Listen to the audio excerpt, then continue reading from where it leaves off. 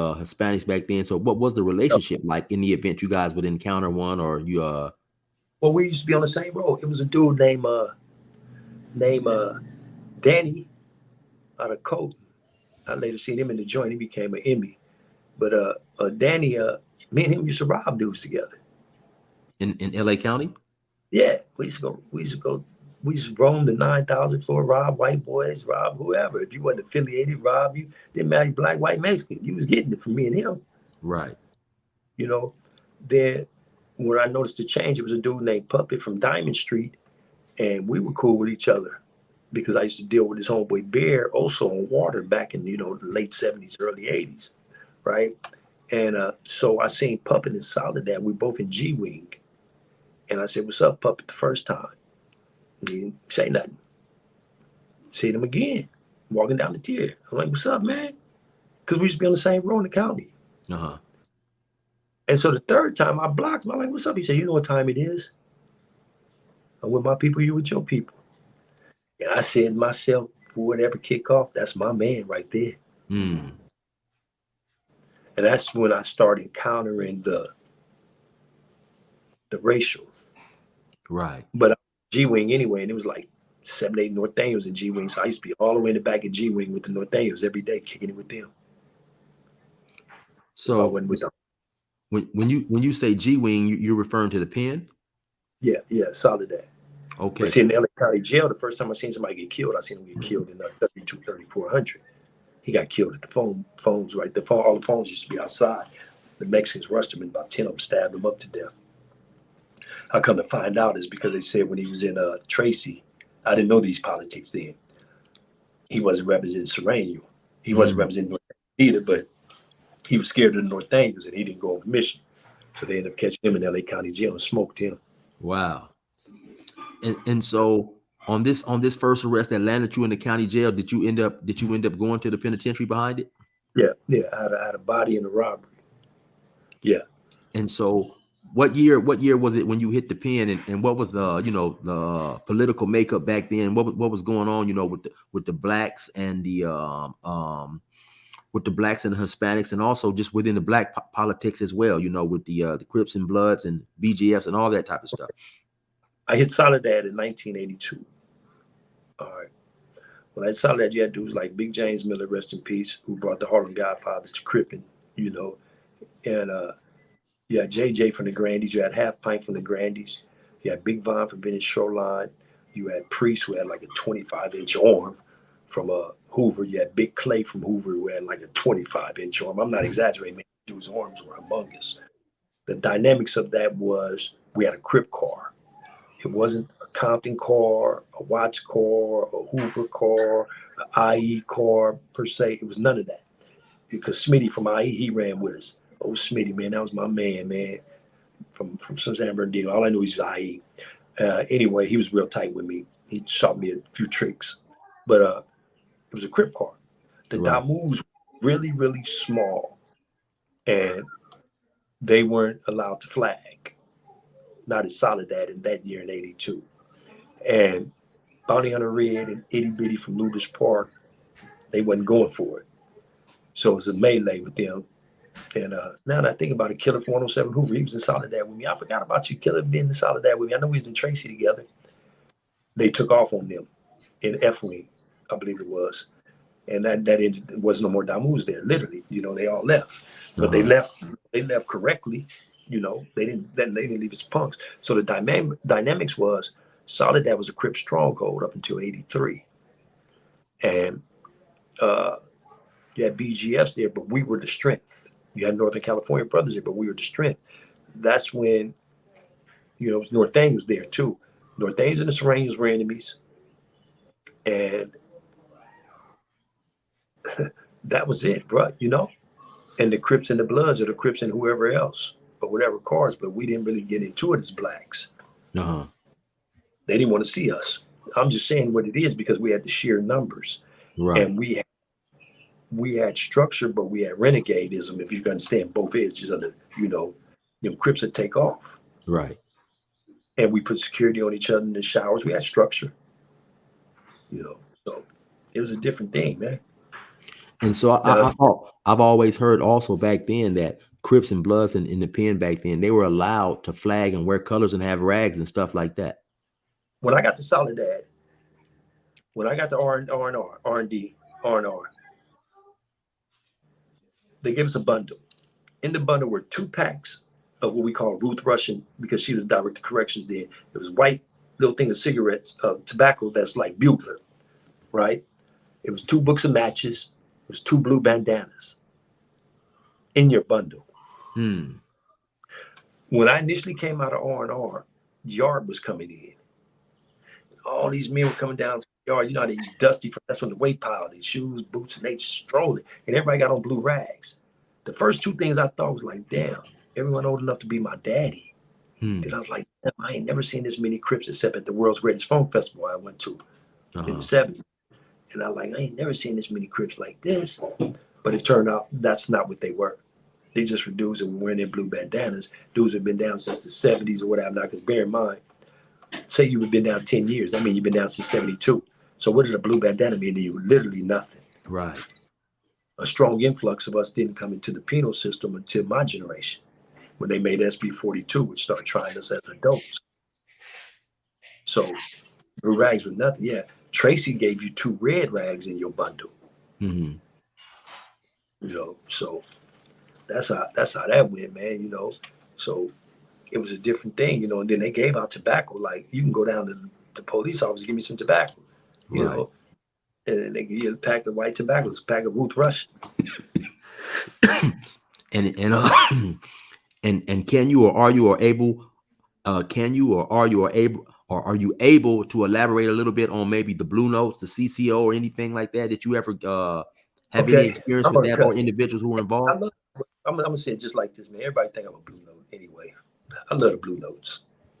I like their structure.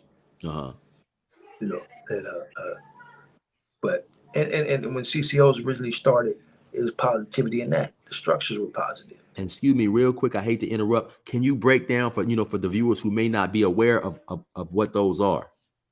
Okay, well, we'll start off with CCOs. That's Consolidated Crip Organization. Is you read the Constitution and you become involved in it. It's structure: generals, captains, lieutenants, sergeants, foot soldiers, sergeant of arms, things of that nature.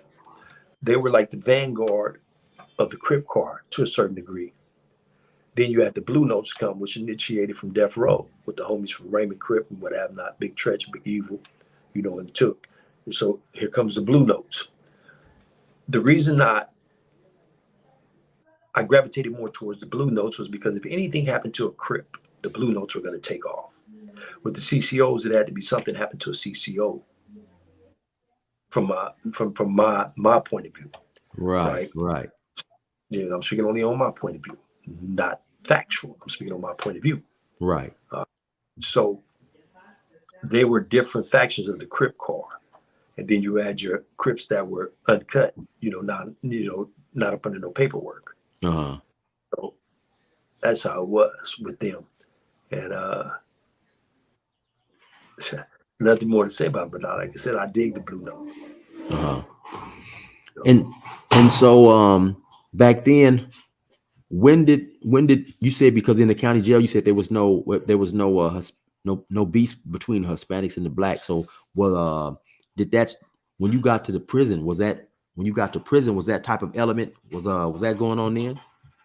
No, that started in what happened was, this is from my understanding, and I can stand to be corrected on anybody on social media who really knows the know. From my understanding, Mexican Mafia, who has the Serenian foot soldiers, start telling neutral blacks, San Quentin, because San Quentin has what's called an upper yard and a lower yard. They start telling brothers, you have to pay a tax coming to the lower yard, neutrons as we call them, which means non-affiliates. And so by the BGF being the vanguard of the blacks, what I mean by the vanguard, for anyone who doesn't know, because they had a clique called vanguards that aren't BGFs, but the vanguard just mean the protector. Right. By BGFs being the vanguard of the culture in prison, they weren't going for it. And then a war ensued. But when the war ensued back then, it could be beef between the Northaniels and San Bernardino non-affiliates. We're kicked back. It ain't got nothing to do with us. Right. Right. It didn't evolve into a racial thing at that stage. So the BGFs and the Mexican Mafia were going at it. And of course, Mexican Mafia allies are who? The ABs, the Aryan Brotherhoods. So that whole mess was like that, the unholy alliance against the BGF. Then they subsequently killed one of our homeboys, Lewis Montgomery from Grape Street Watts, slow drag, a Jew. And that brought the homies in it. Mm-hmm. Well, actually, the police shot the homie in the back of the head, but it as a result of getting into it with one of them. And that brought the homies into it. And then from that point forward, the homies, because we already cut for this gangbanging thing, and literally we're the same as the Serranos, we're Southern California gang members. We already, with this. And so that turned into a war. And then it trickled down to LA County jails and to the waysides. Mm-hmm. Now it became a black thing. Because not only we weren't allies of the BGFs, but it became a black thing. So the trickle effect went to, then they had the meeting at a park, Elysian Park, in I think 93, where they said, all Serranos, no more drive-bys, this, that, and another, and get rid of all the blacks in your neighborhood. Mm-hmm. That was the edit that was sent down from the 300 men in Pelican Bay at that time. I say the 300 men because there's roughly only 300 Mexican Mafia. Then all the validated ones were in Pelican Bay, right, in the hole. So, and then that went down to not only Los Angeles County, San Bernardino County, San Diego County, and so forth. So all the Southern California black neighborhoods, they told, take off on the brothers. And then you've heard the stories, you've seen them on the news. right. And so then it became into our county jails like that. And in race riots in San Bernardino County Jail as a result of And so on that, guys, go ahead. No, go on. No, you go ahead. Those guys weren't with it, but mere peer pressure made them get with it. Because when you talk to one-on-one, they're like, man, I ain't never had nothing against y'all. Right. Hell, you ladies, you tattoo all our songs on your body. You dress the same way we dress. You listen to our music. Right. So you said just basically being trapped in that environment, a person just has to choose a side. If you're Hispanic, you're going to have to, I mean, even if you don't have that type of racial animosity in your heart, I mean, if you have to choose a side, you have to choose a side. Just like if you're black and, it's a racial riot, jump off. Maybe you don't have a personal problem against Hispanics, but, you have to support your people. Because if you're in prison and you don't support your people, then it's all bad for you. Now, I'm going to show you an example. I have 2 children by a Latina. All right. So one of my sons was born and she was pregnant with my other son. Well, her brother, who's a non-affiliate, comes to my dorm in Wayside, which is in Los Angeles County, a section of Los Angeles County called Wayside. And so I'm on, I'm hitting, you know what I mean? Right. For those who don't know, I have all the tobacco, I have and everything else that comes with it. So I have all the groceries. So when he comes in, I walk him. I'll never forget, I was on bunk 81 all the way in the back. I said, come on, Chong. That's his nickname. He doesn't gangbang. I walk him to the back. I give him a fat package of everything not unopened. Everything brand new. Summer sausages, rice, tortillas, everything, all the jail, zooms and wham-whams from prison, from county jail. I give him a fat package. I give him about $200 worth of stuff. And he walks back over to the Mexican side. He comes to me 5 minutes later. And he says, I got to go, man. It was going to be a race ride. They told me I accepted something from a black guy. He said, I tried to tell my sister comes up here every weekend to see you. I tried to tell him what you've been getting has been coming through me. But they told me, no, I accepted something from a black guy and I'm eating after a black guy. And I told him, how am I eating after a black guy when everything in here is brand new? Right. He said, so just get on. Me, I'm young. I'm not that young, but I'm a rider. I'm 30, 31. I'm like, nah, homie, F them. We get out. It's 20 rips in here. I don't care. We can get out. All the homies eating with me. So he just went on and pieced it up. But that just goes to show you how the racial in this, how it is racially. I got 2 children. This dude's sister. His sisters come to see me every Saturday and Sunday. With my child that she has, and with my child in her stomach. Mm-hmm. But because he accepted something from me, that was the issue. So when she would come to visit you, would you ever receive like weird looks from any of the Hispanic dudes? It's drop dead gorgeous Spanish woman all the time. It Uh, even jumped off one time as a result of it because the dude said some derogatory things, and when we went back, I took flight on, hmm. and it kicked off In the LA County jail? in the wayside. Right. Yeah, you know. Yeah, yeah. Even in prison, they used to look. She'd come storming through that visit, and they just look because she was a petite, pigeon-toed woman, little bump, pretty face, long hair, running like Seattle Slew, coming in with my black babies. Hmm. And so what was your because you've done state time and you've done fed time. What was some of your more memorable experiences in state prison, pertaining to possibly riots or things like that? What do you I remember, yeah, you had spoke on one time. I want you to elaborate a little bit about how you had some words with a guard, and then an incident jumped off on the yard, and he took advantage of trying to get some get back on you. Give us that story if you don't mind. Okay, I was in Ironwood State Prison in 1999 on CDR. And I'm in the building. You can't smoke in the buildings when you still had cigarettes then in the joint, right?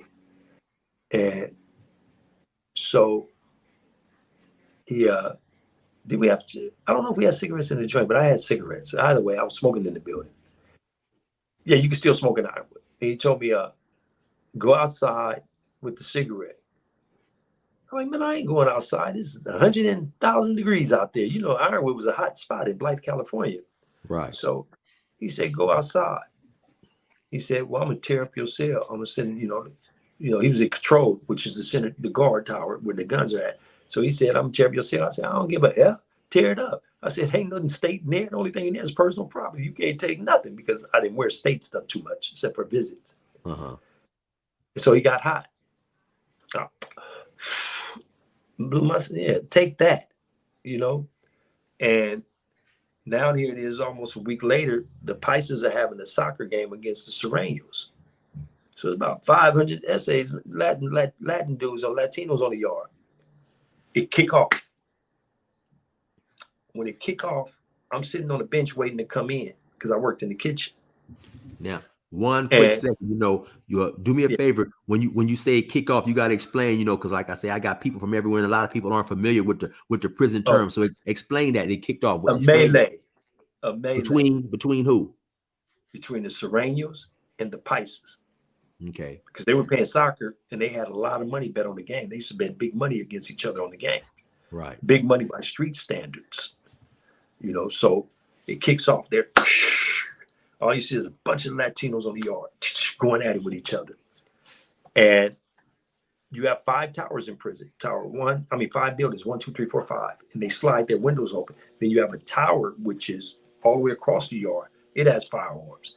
They have signs and they say "Aviso," or they have other signs that say "Warning." No warning shots will be fired. Right. They're posted in Spanish and English everywhere to let you know we will shoot your ass. So the riot kicks off. I'm sitting on a bench, still the concrete bench, waiting to come in the building. Next thing I know, a bullet comes, pow, hits the bench. I jump down up under the bench. Nowhere near the soccer field. No. The soccer field is approximately, it's me, then it would be the handball court, then it would be the soccer field. So we'll say the soccer field was approximately 100 feet, 200 feet away. And the next bullet hits the ground and bounces up, knocks cement out. Then the next bullet hits the concrete. And I'm saying, what the F? What the F? What the F? This is what I'm yelling. What you doing, man? And this little lieutenant, Japanese lieutenant, I forgot her name, Yamaguchi or something like Miss that. Yamaguchi, that's her. Japanese and white. She comes speeding across through the melee like nothing is there. It was like a movie, man. Like all this dust flying and everything. She's just walking fast, not running. And she tells the child, what the F are you doing? Get out of the tower now. Why are you shooting at him? And that guy disappeared. And I ended up seeing him a couple of years later. I was doing a violation. He was working down in Chino. Yeah, I seen him late night in the building, but I So laughed it off. so you But he believe tried to that, assassinate me. yeah, and so you believe that the individual was intentionally shooting at you. I don't believe it. He was intentionally He shooting at was. me. So he saw his Yeah, opportunity to try to basically kill kill me. you. Yeah, yeah. And he was shooting at me with the mini. He shot at me about 5 times. Hmm. And And I and just couldn't believe it, you know. and But she got and him out. uh and so I had heard you mention in another interview that there was an altercation at some prison that you was in, which resulted in you rushing a whole bunch of Southsiders. What was the what was happening on, when that occurred? Well, what happened was a brother named they used to, you've been incarcerated. They give you your lunch. You got to go to breakfast in order to get your lunch. Right. So except like in 180s where they bring you all that stuff. But so a guy went to go get his lunch, and it was one lunch left. Now they're gonna bring more lunches out. It might take 30 seconds, it might take 3 minutes, but they're gonna bring them out.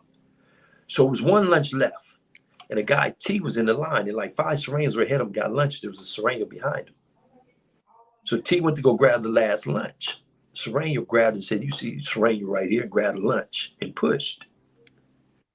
It left T dumbfounded. This was a brother named T out of Ohio. And so when T came back to the building, he said, I just had some words with this Mexican, because the dude was a black Hispanic, black Uh-huh. Serenian. And so we looked at the bathroom, they was grouped up. So Said Rock jumped off his bed from Ludus Park, said, "Oh, I'm coming with you." I said, "Hold up, homie. Let me change my tennis shoes and lace up my boots. I'm coming too." And all three of us went down there and we rushed to 40 Serenians, and all three of us got stabbed. And where was this at? This is at CRC. I can still remember the dynamics of the building. There were 69 Hispanics in our dormitory, 100-man dormitory, 69 Hispanics, all Serenians, right? Uh-huh. 12 blacks, Hmm. right? What does that make right there? 80, 81 people in the building and 19 whites. Wow. And we knew who the 19 whites rolled with. So did you guys go down there armed or? Yeah, yeah, all of Uh-huh. them strapped up. We went down Wow. there within 10. I'll never forget the first move was T said, what did he say? Oh, you want to take lunches? You bet. And pulled that joint out and hit dude right in the rib cage. Hmm. The dude ran up in the bathroom. I grabbed him by the collar, pulled him back. I hit him through the jaw. And then from there, the rest is blank. The rest is blank. I looked at Sid. I said, "Sid," and shit. But we was go for your guns. Yeah. It was reckless abandonment. That's what it's called. And I ended up getting 2 inches deep and 1 inch long. And when the cops came in, the funny thing is I threw my pistol, right? And it hit the locker and bounced back to me, right? Uh-huh. And I kicked it away from me. And I'm like, damn, they running towards me. They seen it, right? They didn't see it. They snatched me up, rushed me out. I'm like, damn, my whole shirt is filled with blood. And I'm like, just saying to myself, "Oh, I put in a gang of work." And they slapped me on the gurney. Hmm. And I'm like, "What's up?" I don't know. In the back of my head is going, shh. It's sprouting. Uh-huh. And Tone from Mona Park and Chad from Compton Spooktown, Tone from Compton Mona Park, they see what happened and they take off. Hmm. So that's homies. Love y'all. And then, so, as you was telling the story, you mentioned that you threw your pistol and it hit the locker and it came back. And like I say, once again, I don't want my audience to be confused. And I spoke on this many a times. We don't refer to knives as shanks. We call them pistols. We may call them heats. We may call them metals. And so Burners. that's burners. Yeah, that's what he's referring to for those of you guys who didn't quite understand. Yeah, I threw my pistol and it hit the locker with my prison made weapon. Right. And so, and Now I left there. Yeah. You had mentioned earlier too. I meant to touch up on that when you got to the pen, man. You said some of the dudes in there, because they still had weight. Some of the brothers you ran across had 25-inch arms, and sometimes in a lot of these YouTube narratives, you'll hear that the blacks back then were afraid of the Hispanics. So break that down to me, man, because like I say, I got a picture of one of my partners, man, and I'll put that up eventually on when I do a story on him. Dan Tanner from Long Beach, insane, man. This dude was so huge and so massive, man. What was it like doing time with individuals like that? And were the brothers that you were around afraid of Hispanics? No. What it was is okay. First off, a lot of brothers used to take showers with their shirts on. They used to hide their yokes. They say ain't no yoke checking. That shit was crazy to me. Big old huge dudes. Uh, Dudes weren't afraid of the Hispanics. What it was is because they had such a structure. You had a lot of dudes that were loosely associated. And the term kamikaze missions came. Torpedoes. That's what we used to call them. Torpedoes. They'd run up in the mix of brothers. A torpedo would. But we didn't know at the time he's full of that hop. He got a rear end full of that hop that he's going to take to the hole with him. And he's on a mission and he's never coming home anyway, so he didn't care. So it was recklessness with them. But the guys I was around, we weren't scared of them because we were gang affiliates. Uh-huh. We were gang members from the streets. But you had your non-affiliate. Your non-affiliate would be intimidated by 5 dudes from the IE looking at them, mad dogging them. Right. So you have a bunch of non-affiliates. Right. And you had the structure from, and not taking nothing from the brothers from Northern California. You had a lot of the dudes from the streets of Northern California that hadn't experienced the gangbangers mentality. Right. They used them firearms, and yes, they stabbed, but they didn't do it as much as we did because it was a way of life for our respective neighborhoods, including the IE, pistols, bats, guns, knives, or whatever. So when you have these Hispanics that are picking up knives, naturally you have brothers that are spooked. Mm-hmm. Because they've not experienced this on a day-to-day basis. It was not a way of life for them. A way of life for them was busting broad in midair, as they say, but they used a B word, or pimps up, hoes down. That's what they say. When the Bay Area was literally all pimps and D-boys. Right. Now it's a different generation. They've experienced it all. So no, brothers weren't scared of them. But we knew as gang members that they were the adversary of us too. Because right. they function on the same level that we function on as Southern California gang members. And Shoot, I think stab, fight.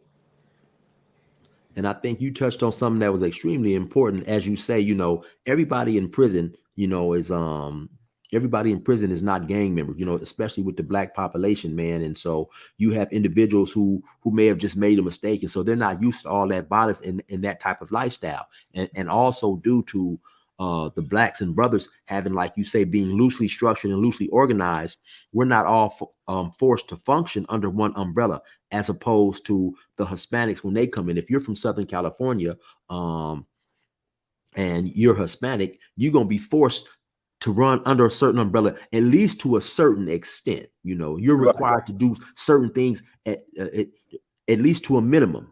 And like I say, with the brothers, you're not. If a person don't want to be affiliated or you don't want to hang with a collective, we're not going to put any restrictions on you, whatever, at whatever. And so by the Hispanics being more organized in a collective, you're definitely going to have some individuals who don't want problems with that type of uniformness, I guess I would say. Yeah, so because you have to look at it like this. These are 4 categories Hispanics going to fall in when they come to prison, no matter who he is. You're either going to be a Sereno, you're going to be a Paisa, you're going to be a Norteño, or you're going to be a Bulldog. There's no in between for them. Right. A brother could be like, man, I don't mess around. I'm just doing me, man. And then other brothers say, yeah, when you get into it, do you? Right. He may have smooth selling though his entire bid of just doing him. He may become the captain's clerk and all he does is go to work and come back to the cell. Captain may make it to where he has a one-man cell. And he ain't never got to see none of that. Uh-huh. And he's sitting up there, not saying he's snitching. I'm not alluding to that. He's sitting up there eating what he want to eat. They're bringing food because I worked in the chow hall. We take the clerks their food in the program office at Ironwood on Sea Yard. They didn't even have to come to the chow hall. Mm-hmm. Because they were typing up so many 115s on a regular basis. 115s, for the audience that doesn't know, it's an infraction write-up. Right. So, you can have brothers, but this Hispanic, you're either going to be a Sereno, a Paisa, a North Daniel or a Bulldog. Right. There's no walking alone. If you're walking alone, you will be pressured, or you have to be a religious fanatic. So, doing time in the state, what do you think was the worst prison that you hit, and maybe the worst, the worst experience you had, whether it was racial, whether it was a Crip on blood related incident, or whatever. What incident really stands out to you, do as far as doing state time? What that was directed towards me or just witnessing? Either or. Okay. The worst thing that I could say, well, see, I always been majority of them on top. Right. You Well, know, because give us one of those in. okay, I remember I kicked off the biggest ride in CRC because Hispanic moved my chair. I'm the reason that they have all the gates up the way they have it gated one, unit two, unit three. They didn't have all that. It was wide open before I kicked off that ride. Uh-huh. It was Hispanic moved my chair. You used to be able to put your chair in. Your chair was your territory. You put your ID in it and mark your chair. Okay. He took my ID out of my chair and moved my chair. Uh-huh. And when I came back and I found out who did it. So me, Pop Harris from Raymond, and Johnny Boy from 60s walking up the corridor. Pop like, fuck that, what you want to do? I'm like, man, fuck that, they think they tough. Pop kicked it off.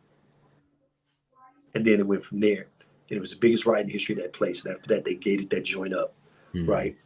That was one experience. And we went to the hole, and I ended up going to Tracy when it was Gladiator School. So I got to Tracy. But I'll say the rudest awakening I ever seen in prison was when Hispanics held two dudes. They held a dude in the sheet. He was already dead. They hit him about 41 times. And then they threw him over the tier.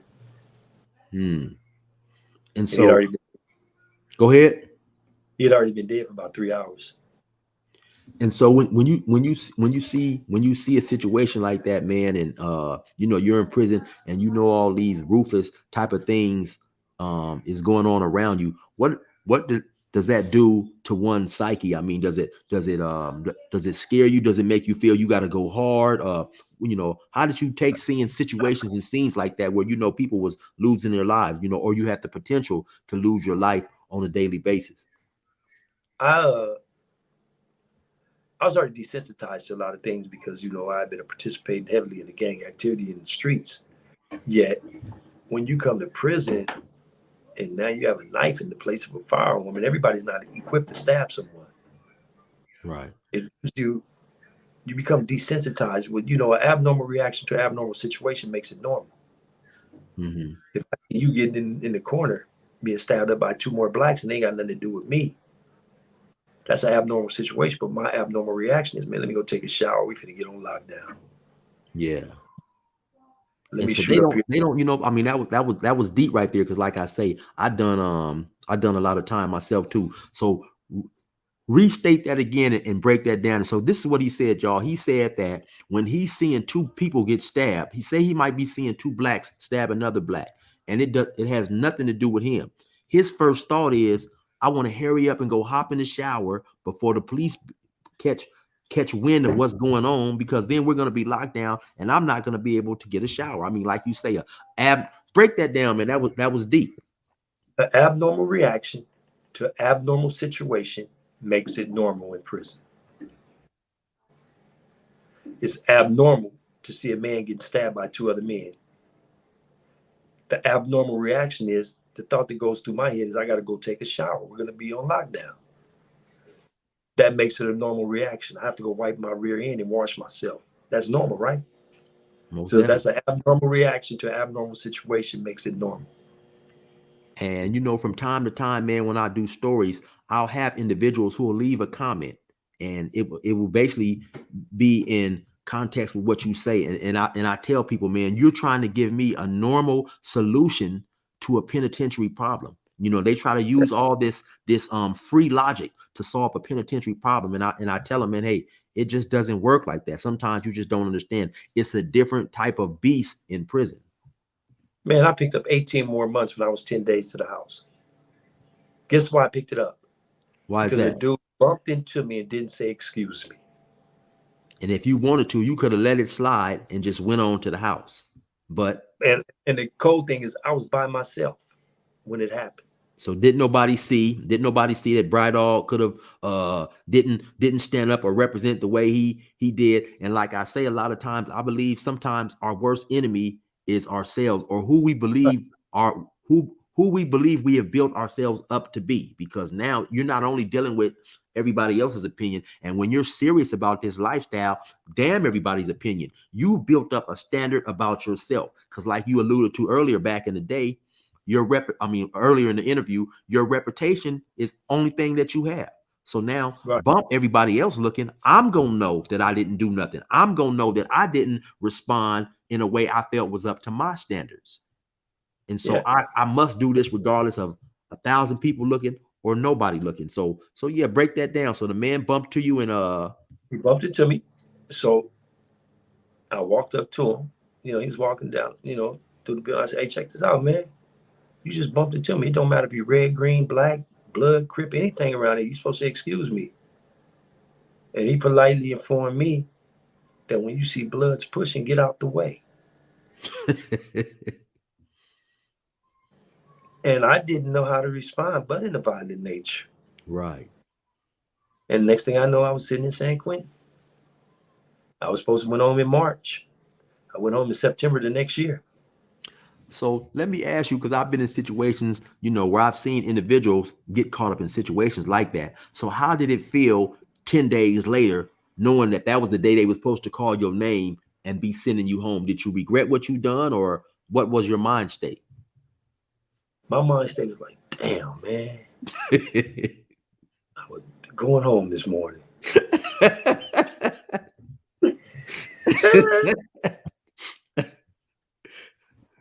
So, I was like, and then when I got to San Quentin, shit, ain't nobody going home. Right. I'm cool, Yeah. I'm finna parole shortly, Yeah. So, but it still was, my family expected me to come home. I had children in, but my family used to ask me, when you coming home, I used to always say what we said in the era that I went to prison. When these white folks let me come home. Yeah. That's what we Now, used to say. White folks let me come home. now, and I spoke on this earlier sometimes in some of my stories. Like me, I'm from a small town, man, and so there may have stints that I've done 3 or 4 years, 5 years, man, and not seeing anyone who I grew up with. But by you being from a larger place, more populated, I'm pretty sure every penitentiary you hit, you had several individuals who you knew growing up with, or at least was from your hometown. Does doing time around people that does that make doing time a little bit easier, especially when we've accepted that prison is a part of the gangbanging lifestyle? To me, and I used to be this man like this. Say we both grew up together, we both from the same set, or we both knowing each other in the crippin' world, and we knew each other from the streets, the juvenile halls, and so forth. It's harder on you because my expectations of you are higher. Right. If we had just met in prison and we've been in a couple of joints together, the dude said to you, "Man, fuck them glasses you got on. They ugly as fuck." You can laugh about it. Right. Now, if you a homie that I grew up with and you're from the same town as me or the set, and the dude said that, I'm like, what are you talking about? You gonna let cuz say that to you? Yeah. So it's like, I used to be the ignoramus, not the shit starter, but like, "Cuz, you ain't gonna say nothing, homie? All right, I'm gonna deal with you." Like, "Cuz, what you telling my homeboy his glasses look ugly for? What you mean by that?" Now I'm stepping up. Right. So it's tricky. But as you mature, things, different. But it was good when you see a homie like I remember when I got to Tracy, me, Killer from 107, Hoover, and Cat from 60s. All of us was in East Hall together. That's the orientation in Tracy. And so it's funny, man. We had our property. All of us had on blue Levi's. This is when you got colors. We all had blue Levi's on, white Chuck Taylors, and penalties. For people who don't know what they are, they're like what would you call the penalties? What kind of shirts would you call? But they're not actually shirts. Plaid shirts. With so we had on our Pendletons, And we all put blue rags on our head because we'd heard Tracy was against all Crips. And Mm. we'd already broken the cell and made weapons out of, in the cell. All three of us hit it. So we come out, and it's a guy named Bone, BGF. He'd been down 20-some years. He had a black skull cap on with a red bandana under. So when we see him coming, we're about ready to throw him over the tier. Right. And he like, hey, bro, I'm Jama. You know, they don't be wearing blue rags all up in here. And all. We like, man, we ain't trying to hear that. And we push to the yard. I already got in my head, he's first when we come back, if we make it back, because we don't know what's out here. We hit the yard. It's like 400 homies on the yard. So we walk in the track to get to the black weight pile, but we decide to go the long way around so we can let our presence be known and we can assess the situation and we can see from a distance if any adversaries are coming towards us. When we get to weight pile, it's like, BRY DOG, Killer, Cat, come, we over here. We know damn near everybody on the compound. And so we say, what happened, man? We heard this was a whoop-de-whoop stronghold. And they said, no, the homies ran him up out of there when they killed the homie. And I was like, oh, okay. They was like, yeah, the homies, you know, came together. Staff started shipping them, started bringing in homies. And that's when Soledad turned into a stronghold for them guys. Because they had killed one of our guys in the field house, which was a big old, like, recreation area in Tracy. And so it was our stronghold. So I got there. I'm like, seeing homies from everywhere that I know and who I've been doing time with. That situation was a good situation because that was our stronghold then. You know, so, you know, it differs.